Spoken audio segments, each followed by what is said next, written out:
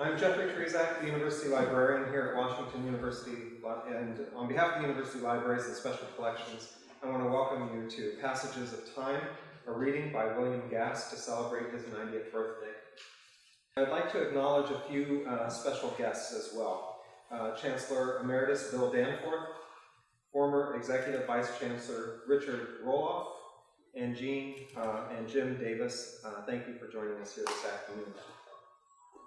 William Gass is the David May Distinguished Professor Emeritus in the Humanities. He joined the Philosophy Department in 1969. Bill has been generously donating his papers to the Modern Literature Collection since its founding in 1964, and has also donated the archive of the International Writers Center, which he founded and co-directed at Washington University for 10 years until his retirement. He is the author of 7 works of fiction, 9 works of nonfiction, and has won numerous awards.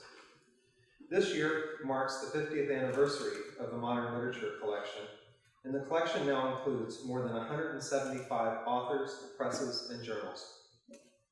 Included in your program, you will find URLs for the William H. Gass papers, the International Writers Center archive, and a life-spanning digital exhibit the library has created last year, William H. Gass, The Soul Inside the Sentence. I'd encourage you to explore these wonderful resources later at your leisure. There is a reception immediately following the reading, so please join us. And at that time, signed copies of many of Bill's fiction and nonfiction books will be available for purchase. While we don't have advanced copies of the reissue In the Heart of the Country, they will be available for sale next week at the campus store, well in advance of its November 11th release date. Thank you to the campus store for providing us with the books today. Now I'd like to introduce Gerhild Williams. She's the Barbara Thomas and David Thomas Professor in the Humanities and Arts and Sciences, and is also the Vice Provost and Associate Vice Chancellor for Academic Affairs. Dear Bill, Mary, dear friends and colleagues, in 1986, Lynn Tatlock and I co-organized the 8th Symposium on German Literature on the topic of literature and the cosmos. We asked Bill Gass to start us off, and start us off he did, with a sentence typical of his quirkily profound style. I quote, "Let us imagine a world without language, a world," he continues, "undisturbed by anybody's elaborated longings, a world untroubled by beliefs, concerns, conjectures, dreams, a world without lies, with nothing we are willing to die for, a world which by default would be at peace." At that symposium, Bill was introduced by another Bill, Chancellor Bill Danforth, who, with as much admiration as bafflement at Bill's way with words, mused that to be himself, Bill Danforth, introduced by Bill Gass, would be a dream come true. He was, and I will return to that later. I've been asked to introduce William Gass, whom we have known as a colleague, friend, distinguished and award-winning writer, and of course devoted father and husband. Bill's excellence as a writer is only exceeded by the irreverence with which he undermines authority in a language that is as subversive as it is complicatedly clear, shimmering with great beauty and unexpected metaphors. Authority is ever the target of his writing, whether openly denounced or quietly undermined in his words. This linguistic target practice is doubly remarkable if one considers that Bill served in the US Navy, an organization not exactly known for its tolerance of quirky linguistic disrespect. Just to remind us, born in Fargo, North Dakota, Bill grew up in Warren, Ohio, where he graduated from Warren G. Harding High School. He earned his A.B. degree in philosophy from Kenyon College and his Ph.D., also in philosophy, from Cornell University.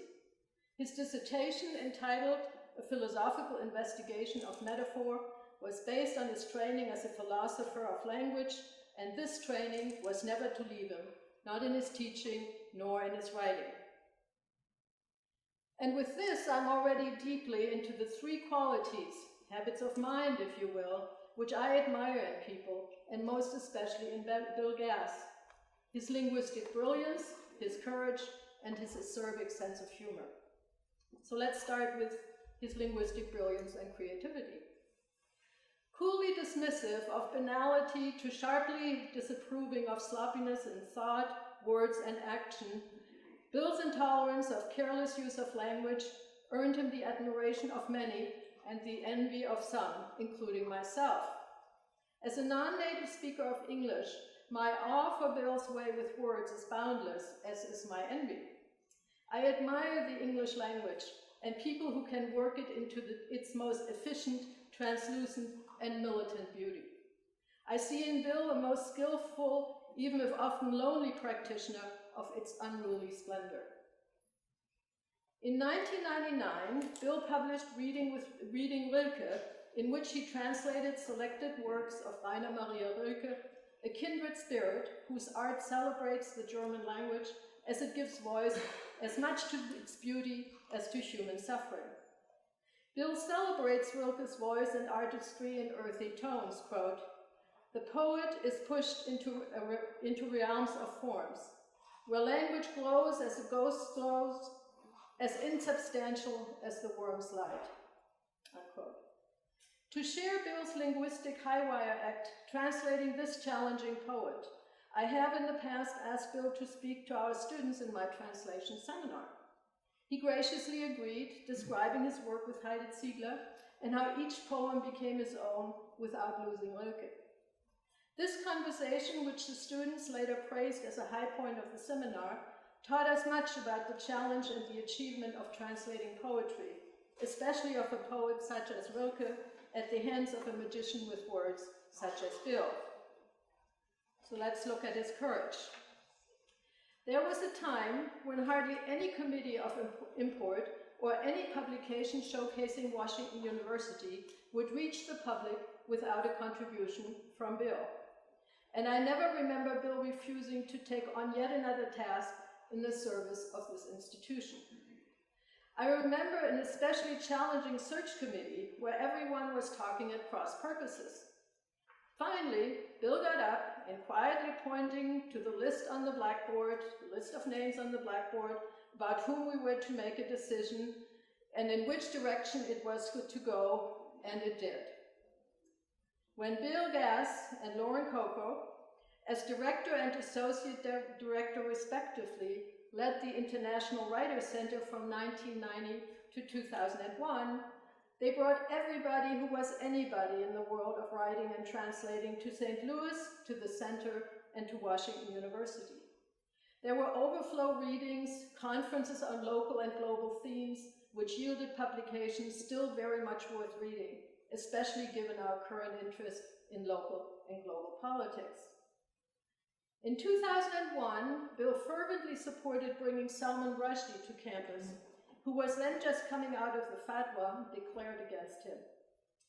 Bill's letter to the Assembly Series Committee reviewing the invitation is still inspiring reading as an indictment against letting fear rule our decisions and an equally passionate endorsement of academic freedom, and I recently had the occasion to quote it to our own students in the German department.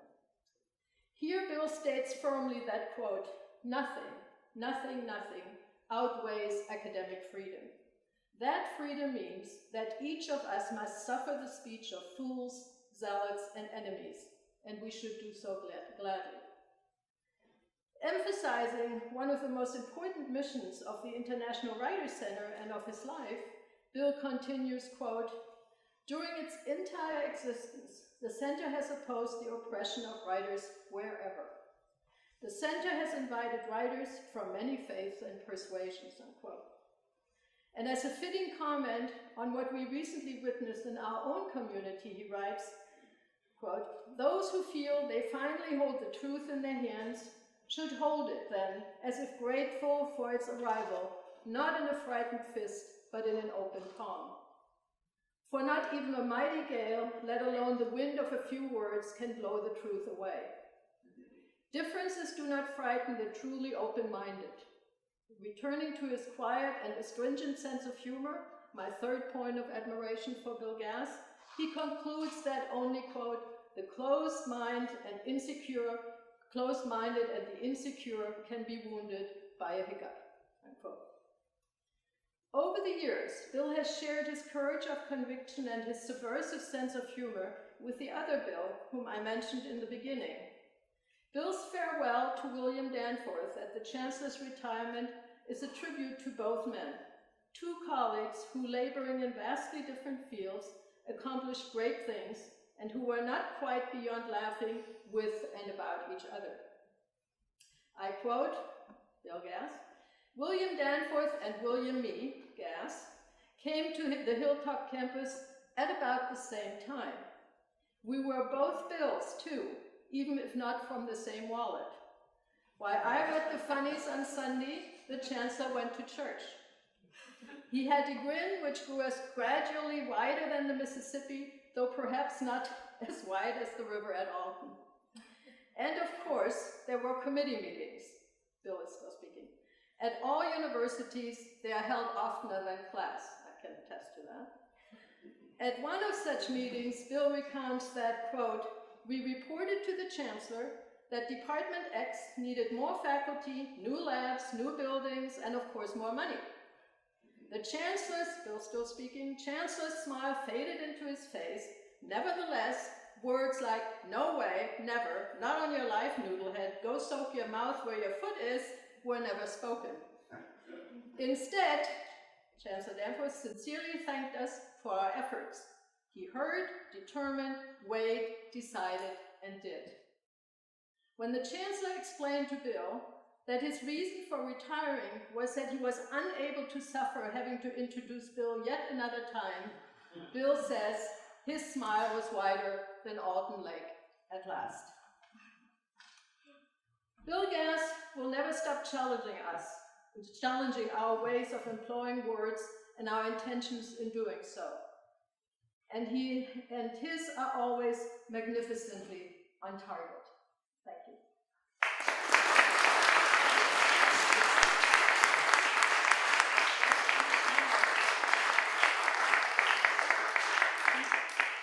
Before I move back to my chair, let me introduce to you my colleague and friend Lynn Tatlock, whom I mentioned earlier and with whom I began this introduction. She's the Hortense and Tobias Lewin Distinguished Professor in the Humanities. She's home-based with me in the German department, and she's also the Director of Comparative Literature. It is in this latter role that she will make an announcement in honor of Bill Gass. Thank you.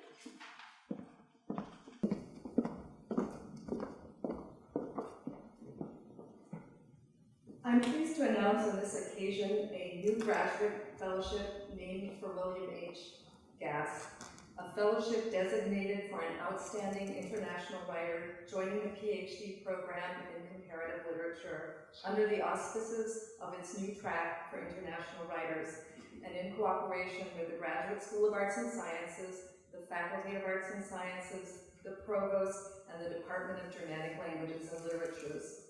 We hope with this new award and this PhD track to keep alive the cosmopolitan vision that distinguished the International Writers Center, conceived of and directed by William Gass, an undertaking that made of this place in the heart of the country a world destination.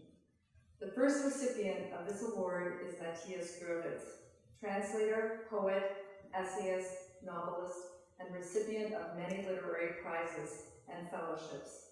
This past summer, his most recent novel, Träume und Sünder, Dreamers and Sinners, was widely reviewed in the German-speaking world, one reviewer deeming it an entertaining, magical book, ein unterhaltsames Wunderbuch.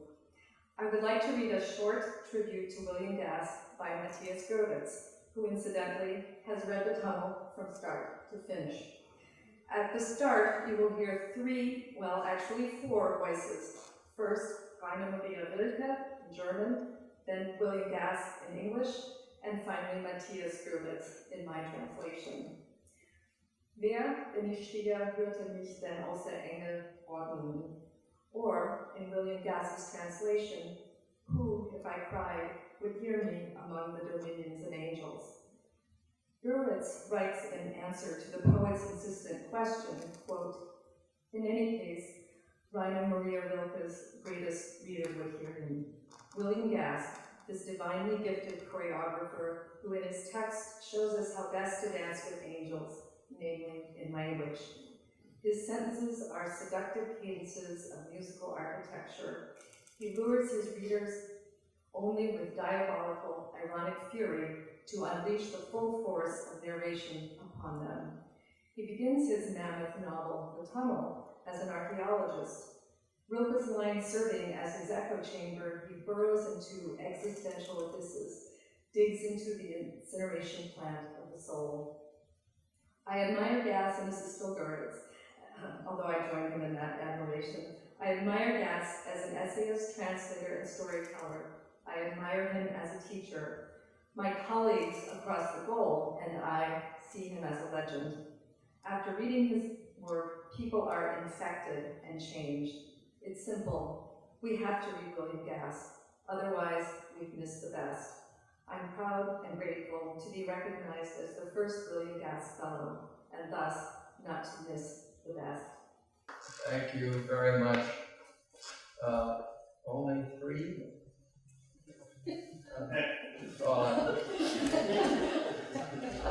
You are all too young to remember my 80th celebration, the one at which I confess to being really 55.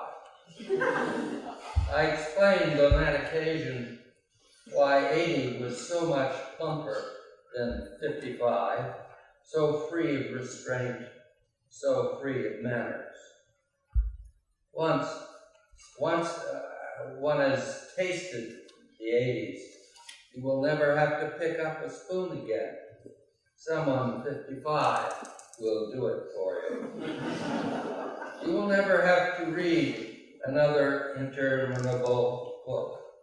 You will have forgotten how to spell Dostoevsky. And if you confess to a dislike for Walt Whitman, no one will mind. By my previous calculation, I should be in the 60s now. Honesty hardly matters, except that 90 has a very nice ring to it. Not a soft sound from an old cow mooing in the meadow, but a bit of chatter and a slurp of coffee. 9. Oh, yes. I've published over time a few things I might read from, chosen to mark their appearance in print or the period of their writing. Rarely do these dates flower near one another.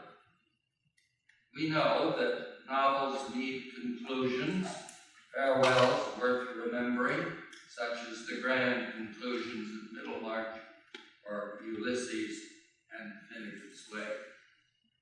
The nature of narrative demands more than a halt. It wants a conclusion, a penetrating satisfaction. But the novel must also begin. Find a place under a tree, rent a point of view. This is how my first book, Homesteader's Luck, back in 1966, does it. It invents a place, a farm, a person, the auctioneer, and an action, the stereotypical voice. After all, the book has to sell itself. Here comes that voice. Hear me, it is stereotypical. Well, I'm in a hurry.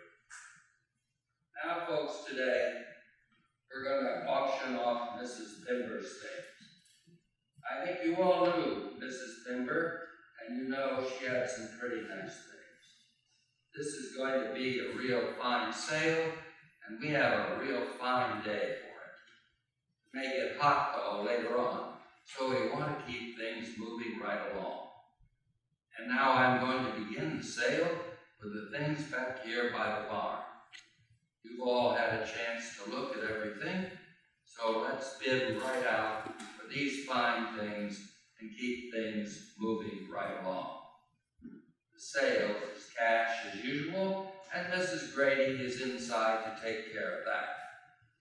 The ladies of the Methodist Church are kindly providing the lunch. You can see their tables across there in Mrs. Root's lot, and I know you'll want to help all these ladies just as they are helping you. It'll be good, I know. All right? I'm going to begin the sale back here, so if you folks will follow me, we'll get started. Of course, we never get started, do we? We seem to be ready, but only on the last page. Henry Pimber is also a character whose life in this book will be short. He is especially fond of the trees he walks through every day, so that when he hangs himself high among the higher ones. This passage reveals the author's love for branches.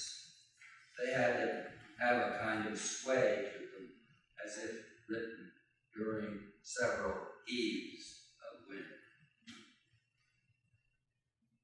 The path took Henry Pimber past the swag, across the meadow creek, where his only hornbeam hardened slowly in the southern shadow of the ridge, and the trees of the separating wood began in rows as the lean road in his dream began, narrowing to nothing in the blank horizon, for train rails narrow behind anybody's journey. And he named them as he passed them: elm, oak, hazel, larch, and chestnut tree, as though he might have been the fallen Adam passing them and calling out their soft, familiar names, as though familiar names might make some friends for him by being spoken to the unfamiliar and unfriendly world which he was told had been his paradise. In God's name, when was that? When had that been? For he had hated every day he lived: ash, birch, maple. Every day he thought would last forever, and the night forever, and the dawn drag eternally, another long and empty day to light forever. Yet they sped away the day. The night clicked past as he walked by the creek, by the hornbeam tree, the elders, sorrels, cedars, and the fir. For as he named them, sounding their soft names in his lonely head, the fire of fall was on them, and he named the days he'd lost. It was still sorrowful to die. Eternity for them had ended, and he would fall when it came his time, like an unseen leaf, the bud that was the glory of its birth, forgot before remembered. He named the aspen, beech, and willow, and he said aloud the locust when he saw it leafless like a battlefield. In God's name. When was that? When had that been? My work was very late to reach print, 42. I was turned away from my solicitations with the same no thanks that greeted the encyclopedia salesman. Not even my letters to the local newspapers were accepted. After Owensetter, it was easier for my essays to make noise, but my fictions regularly received groans. Still, the volume, In the Heart of the Country, was only rejected by a handful of editors. Metaphor was for poets, prose was to be brisk, brief, blunt, and was to avoid sentences like this one. The writer, above all, was to have fun, no fun, and no thoughts either. Not like a married woman in a story of mine whose home is infested by roaches, insects which, over time, she comes to admire. Then she says this: I suspect if we were as familiar with our bones as with our skin, we'd never bury dead, but shrine them in their rooms, arranged as we might like them on a visit. And our enemies, if we could steal their bodies from the battle sites, would be museumed as they died, the steel still eloquent in their sides, their metal hats askew, the protected toes of their shoes unworn. And friend and enemy would be so wondrously historical that in 100 years we'd find the jaws still hung for the same speech, and all the parts we spent our life with tilted as they always were, ribcage, collar, skull, still defiant, angel light, still worthy of memorial and affection. After all, what does it mean to say that when our cat has bitten through the shell and put confusion in the pulp, the life goes out of them? Alas, for us, I want to cry. Our bones are secret, showing last, so we must love what perishes, the muscles and the waters and the fats.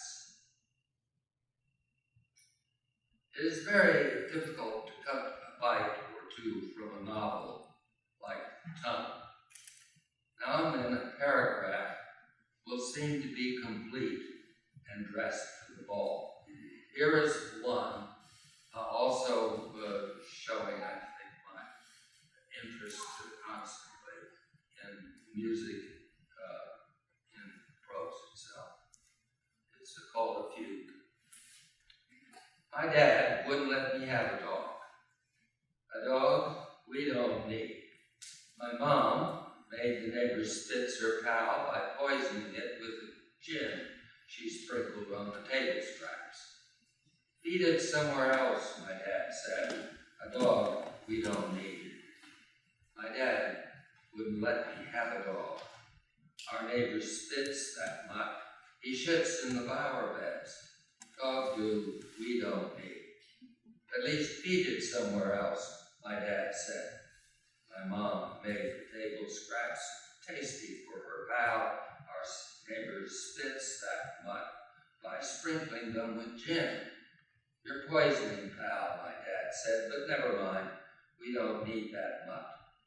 My mom thought anything tasted better with a little gin to salt it up. That way, my mom made the neighbor's Spitzer pal and maddened Dad, who wouldn't let me have a dog. He always said we didn't need one.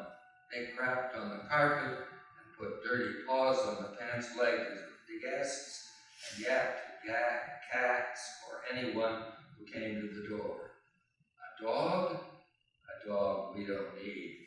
We don't need chewed shoes and dog hairs on the sofa, fleas in the rug, dirty bowls in every corner of the kitchen, dog stink on our clothes. But Mom made the neighbor's Spitzer pal anyway by poisoning it with the gin she sprinkled on the table scraps like she was baptizing bones. At least feed it somewhere else, my dad said. My dad wouldn't let me have a pal. Who will have to walk that pal, he said. I will. And it's going to be snowing, or it's going to be raining, and who will be waiting by the vacant lot at the corner in the cold, wet wind, waiting for the damn dog to do his business? Not you, Billy boy. Christ, you can't even be counted on to bring in the garbage cans or mow the lawn. So, no dog. A mutt we don't need. We don't need dog do in the flower beds, chewed shoes, fleas. What we need is the yard rake, like I said this morning. No damn dog. No mutt for your mother either, even if she tries to get around me by feeding it when my back is turned, when I'm away at work, earning her gin money so the sick thing can shit it in a stream on the flower seeds. At least she should feed it somewhere else. It's always hanging around. Is it a light string in the hall or a cloth on the table to be always hanging around? No. Chewed shoes, please, muddy paws, and yappy tattle Bowser over a dog we don't need. Suppose it bites the postman. Do you get sued? No. I am the one waiting at the corner vacant lot in the rain, the snow, the cold, wet wind, waiting for the dog to do his damn business, and I get sued. You don't. Christ, you can't even be counted on to clip the hedge. You know, snick snack. So, no dog, my dad said. Though we had a dog, nevertheless. That is, my mom made the neighbor's pal her mutt and didn't let me have him for mine either, because it just followed her around, yip yip, wanting to lap gin and knows it's grease-sogged bread. So we did have a dog in the house, even though it just visited, and it would rest its white head in my mother's lap and whimper, and my father would throw down his paper and say, shit, and I would walk out of the house and neglect to mow or rake the yard or snick-snack the hedge or bring the garbage cans around. My dad wouldn't let me have a dog. A dog we don't need, he said. So I was damned if I would fetch. Much later, when the novel can smell its conclusion and is hurrying to catch up, my principal character, a history professor, Wilhelm Frederick Kohler, is recollecting a childhood crime, stealing from the family pot of small change in order to play 5-cent punch, a gambling game he's become hooked on. His father finally catches him in the act. I had to call an a halt. I had to. My plain plan was I would wait until the penny pot had magically brewed its potion once again, and thus avoid discovery. My plan was that in future I would frugally, though continuously, skim, achieving my dream in spite of an erratic economy. I would simply have to pause now and then to breathe between borrowings and live on interest. And I did stop, slipping into their bedroom only occasionally to have a look at the replenishment level, which, to my dismay, did not appear to rise at all. I suffered several days of sobriety before whisking in one afternoon after school to check the supply. My father's first words frightened me, as I have never been frightened since, and I let the lid fall with what might have seemed a thought if I hadn't heard it like a pistol shot. Low, dry, slow, relentlessly, it came like blows against my rigid back. I hadn't the courage to turn to the bed where my father must have been lying, not in weight, I never supposed, but uncharacteristically resting. I must have slid right by him, my eyes fixed on my image in the mirror and on that fatal corner of the dressing table. Low, dry, slowly formed, the pronouncement came. My father's voice full of pause and consideration, like maybe a judge's, with a kind of penal finality, even in mid-sentence, mid-phrase, and unlike the rather pell-mell stridency of his customary dress-downs and more commonplace curse-outs, those scornful accounts of my character, which always included disclaimers of responsibility for my failures, for my laziness, not a whiff in his family, my shiftiness, in contrast to stand-up nature of the relatives around me, my myth-making, have downright line, whose cause could not be anywhere discerned.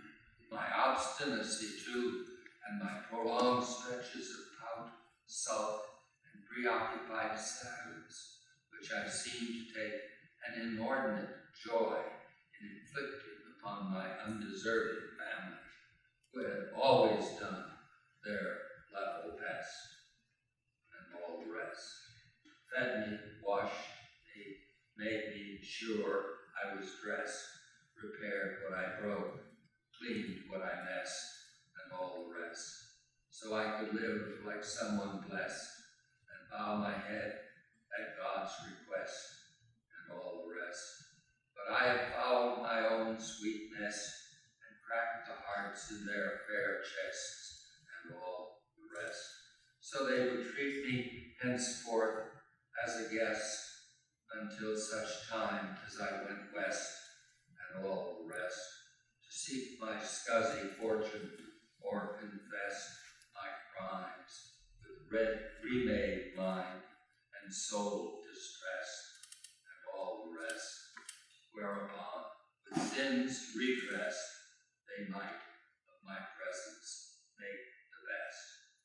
Charges which were rapidly related, as if memorized, and hurled headlong at my head, between my eyes as I always thought, causing my knees to bend a bit, each time as if to duck, though ritually, a shower of stones. In a book of mine called Cartesian Sonata, there is a story of some length. Emma enters a sentence of Elizabeth Bishop, in which a swarm of flies has an important symbolic role. This skinny young farm woman is a fan of a number of contemporary poets, but for this reading, that doesn't matter much. Her problem is the common housefly. Nature was rats and mice, briars and insect bites, cow plop and poisonous plants, chickens with severed heads, and minute red ants swarming over a stump soaked in blood. It was the bodies of swatted flies collected in a paper bag. The swatter, an efficient instrument, was made of clothes-hanger wire and window screen trimmed with a narrow band of cloth which bore the name of a hardware store. Emma became an expert finally at something. Sometimes she would hit them while they were still in the air and knock them well into the wall, where she'd smack their slightly stunned cells into mush. Even so, they were clever little devils and could sense the swatter's approach, even though it was designed to pass without a wake or any sound through the air. They knew a blow was coming and would almost always be taking off when the scream broke their wings. Emma killed many on the kitchen table, sliding the carcasses into a paper sack with the side of the swatter. It occurred to her that there was no word for the crushed corpse of a swatted fly. Her father liked to swing his right hand across the cloth and catch one in his closing fist, a slight smile slowly widening on his face like a circle of pebbled plop. "Where's your sack?" he'd say, and when Emma held it out, he'd shake the body from his palm where it was stuck. Once in a while, with that tiny smile, he tried to hold his fist to Emma's ear so she would hear the buzz, but she would leave the room with a short cry of fear, her father's chuckle following like a fly itself. After they'd eaten, Emma would clear the dishes away and wait a bit while the flies settled in apparent safety on the crumbed and sugared cloth. His mother sweetened her tea with a careless spoon. Even the herbals her husband sometimes brewed for her, she honeyed up one way or other. The flies would land as softly as soot. They'd walk about boldly on their sticky little feet with their proboscises extended as though requiring a cane. Her father was pleased to explain that flies softened their food with spit so they could suck it up. Emma liked to get two at once. Each swat would bestir some of the others, and they'd whiz in a bothered zigzag for a while before trying to feed again. No lesson learned. The carnage of their comrades of little concern, although a few would remain at work even when a whack fell within a yard of their grazing. Flies seemed to flock like starlings, but the truth was they had no comrades, no sense of community. Occasionally a crippled one would buzz and bumble without causing a stir, or a green-bottled one arrive in the midst of their colossal indifference. Standing across from the center of the table, Emma would slap rapidly at each end in succession, while uttering quiet but heartfelt theirs each time. There, and there, and there. Oh, she hated the creatures, perhaps because they treated the world as she was treated. It was certainly out of character for Emma to enjoy bloodshed. However, her father approved of her zeal, and her mother didn't seem to mind, except for the little red dots their deaths left on the tablecloth. They'd accumulate those spots until their presence became quite intolerable to her mother, and she would remind Emma how hard it was to get those spots out, and about the cost of bleach, and how she hated the bag with its countless contents. She felt she heard a rustle from it now and then. It gave her the creeps. Emma wondered what, in her mother, creeps were. Later, when her mother was ill always and vomiting a lot, Emma thought that perhaps the creeps had won out. When the fly was flipped from the table into her sack, it would almost always leave that reminder behind, a red speck as bright as the red spider might, though larger by a little. And after the evening meal, Emma would enter a dozen specks, and sometimes more, into her register. Where were they coming from? The compost heap? Her father said he saw no evidence of it. Her mother shook her head. Somewhere, was there something dead? Her father hadn't encountered anything, and he walked the land pretty thoroughly. Or as far away as the woods? Her mother shook her head. Well, Emma wondered if the breeding of these flies was a miracle. God was certainly wasting his gifts. God is giving you something to do, her father said. My most recent effort is a novel called Middle Sea. In this work, about a man who would wash his hands of human wrongdoing by, as it turns out, doing wrong, there lurks an ideal sentence, he thought, that would describe our human condition. Throughout the novel, there are samples of his effort to get the sentence right. The thought that mankind might not endure has been replaced by the fear that may make it through. We may make it through. He keeps a collection of crime cutting from the newspapers, mostly, in the attic of his house. Now and then he'll release, like an angry, a verbal animal, a diatribe against the human race. One of those goes like this. There's 100 of them, I believe, in the book.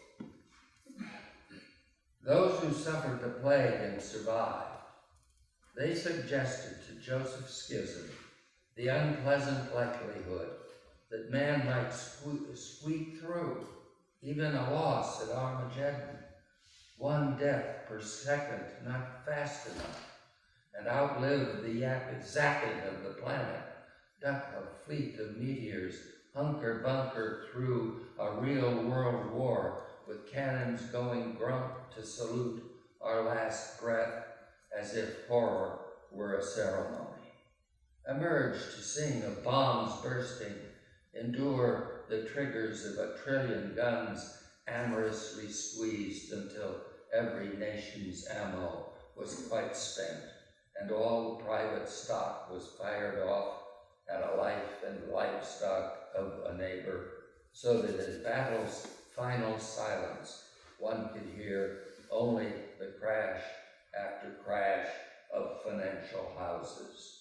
Countless vacuum cleaners under their own orders sucking up official lies, contracts screaming like lettuce shredded for a salad, outcries from the crucifixion of caring, borne on the wind as if in mode, the screech of every wheel as it becomes uninvented, protests from Deming's tubes dissimulated, though the slowing of most functions would go on in silence, shit murdered up in the street to be refried by aberrant microwaves, diseases coursing about and competing for victims, slowdowns coming to standstills with a sigh, until the heavy quiet of war's cease is broken by what?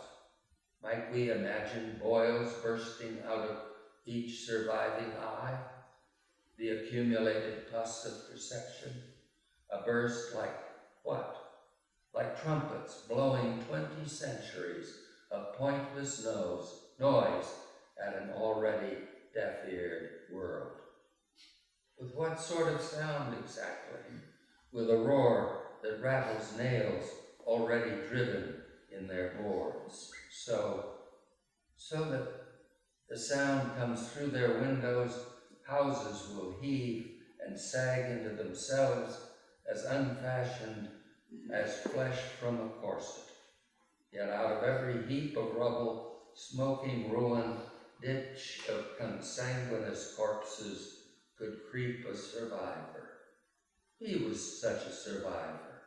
Joseph Schism, faux doctor and musician, someone born of ruin as flies are from offal, that from a cave or collection of shattered trees there might emerge a creature who could thrive on a prolonged diet of phlegm soup and his own entrails even, and in spite of every imaginable catastrophe, salvage at least a remnant of his race with the strength, the interest, the spunk to fuck on like Christian soldiers, stiff pricked too, with some sperm left with the ability to engender, to fuck on.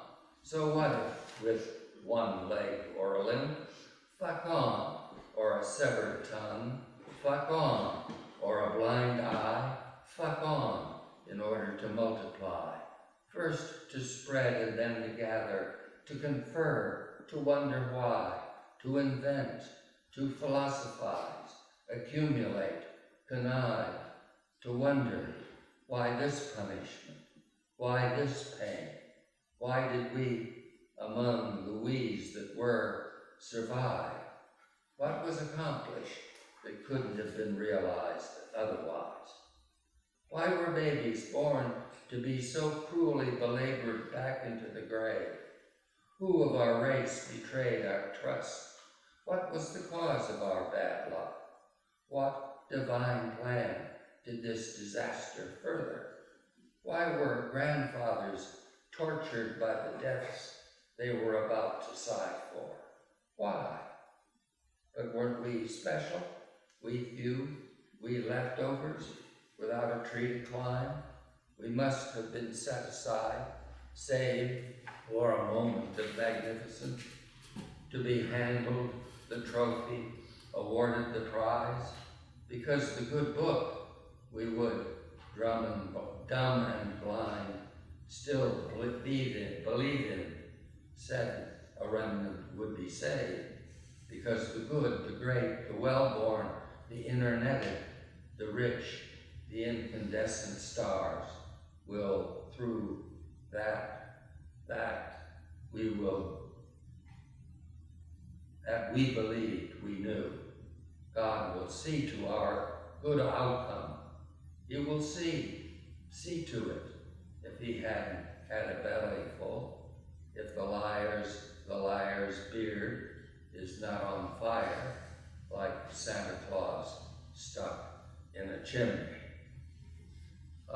Finish off